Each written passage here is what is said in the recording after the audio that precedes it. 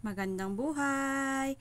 Welcome ulit kayo sa panibagong yugto ng buhay ng isang mami tindera. So ayan, birthday po ni Scarlett for today!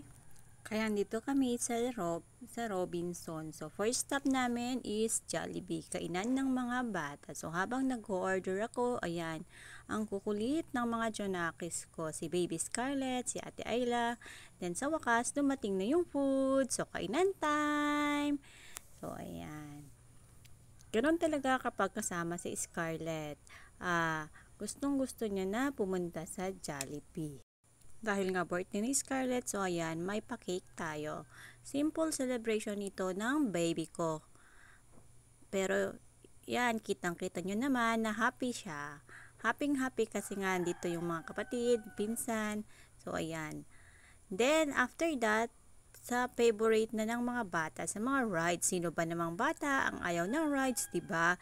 So ayan, dito masusubok ko yung kung saan aabot ang powers ko. Kasi nga hyper si Scarlett sa kakulitan. Pag ayaw na niya yung ride, iniiwan na lang, and then pupunta na naman sa iba. Pero okay lang yon kasi nga ganon talaga yung mga bata, makukulit. Pero ito yung mga time na dapat kasama natin sila, kabanding natin sila kasi nga once lang silang maging bata after ng pagiging bata, pag lumalaki na sila is nababawasan na yung time nila sa atin. So sulitin natin mga mamis ha, yung mga time na ganito na kabanding pa natin sila, kailangan pa nila tayo.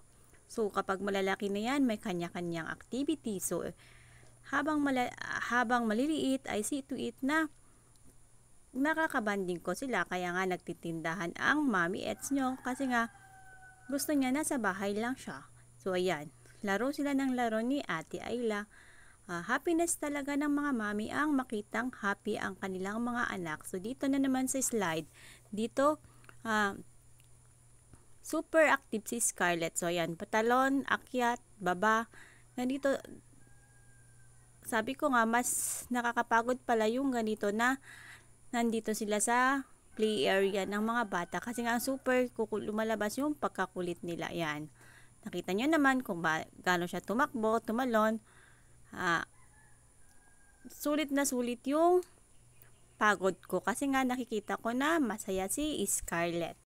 So habang bata, make sure na nakakasama natin at nakakabanding sila. Kasi nga mabilis lang lumipas ang panahon. So yan. Akala ko pagod na sila pero hindi pala. Nakita na naman yung kabayo, sumakay ulit. Ganun talaga.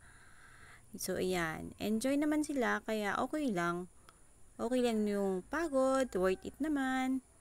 So pagbigyan natin kasi nga birthday naman sila and once in a blue moon din naman nangyayari din. Sakay ulit sa train.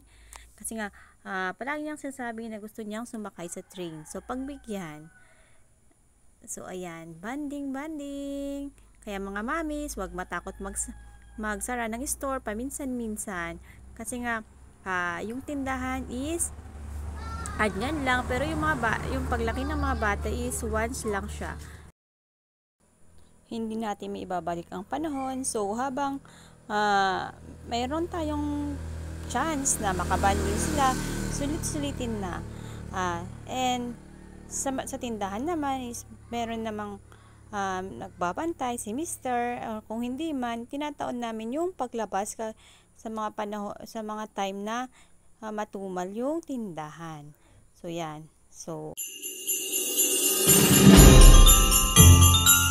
all tour muna tayo. Then after that, sa wakas na napagod na sila. So picture time, then uwian na. Picture. Then, pagkatapos, uwian na. So, bye-bye guys!